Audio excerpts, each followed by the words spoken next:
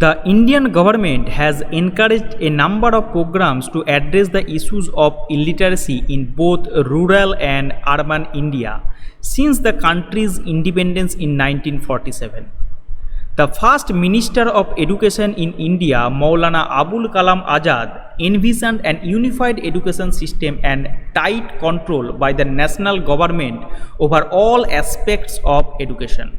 To develop proposals to modernize India's education system, the Union government established the University Education Commission, Secondary Education Commission, University Grant Commission and Kothari Commission. The first Prime Minister of India, Jawaharlal Nehru, signed the Resolution on Scientific Policy. The establishment of prestigious scientific educational institutions like the Indian Institutes of Technology was supported by the Nehru administration.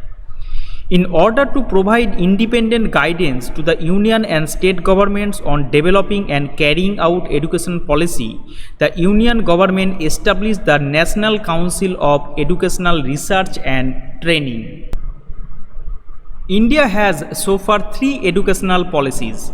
On the recommendations of the Kothari Commission in 1968, first educational policy in India was rolled out, and the second national policy on education in 1986, which was revised in 1992.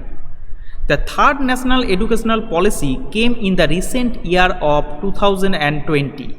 The policy is a comprehensive framework for elementary education to higher education as well as vocational training in both rural and urban India. The policy aims to transform India's education system by 2040.